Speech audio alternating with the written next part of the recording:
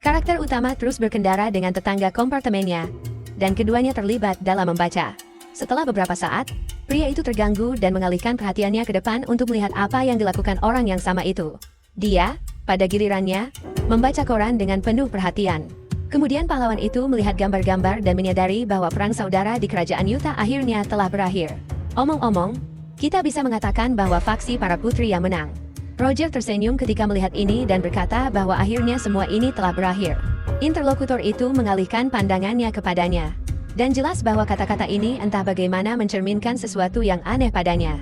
Tapi kemudian wajah pria tua itu berubah dan, sambil tersenyum sedikit, dia berkata bahwa memang begitu. Dan dia juga bertanya-tanya kapan semua ini akan berhenti. Orang itu menyadari bahwa baru-baru ini faksi pangeran sedang merekrut tentara. Jadi cukup baik bahwa perang tidak berlangsung lama setelah semua. Dia kemudian meminta maaf lagi dan mengatakan bahwa dia lupa memperkenalkan dirinya. Jadi dia menyadari bahwa namanya adalah Roger Chalili. Pria itu juga memperkenalkan dirinya sebagai balasan, tetapi menyatakan bahwa dia tidak memiliki nama belakang. Jadi biarkan dia dipanggil Gerard saja.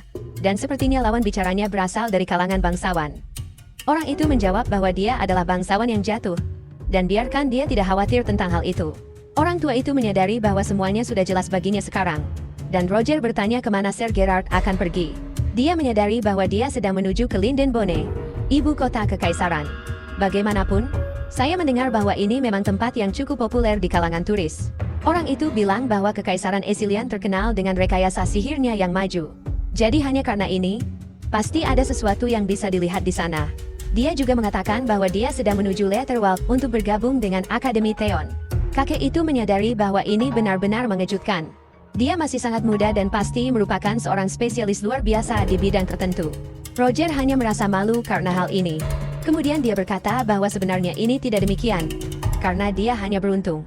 Gerard mencatat bahwa banyak orang ingin berada di tempat pria ini dan biarkan dia bangga pada dirinya sendiri.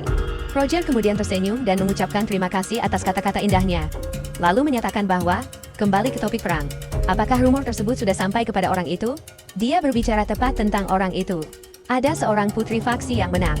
Semua orang lain mengatakan bahwa dia tidak memiliki pengalaman dalam sihir maupun kesatria tertinggi.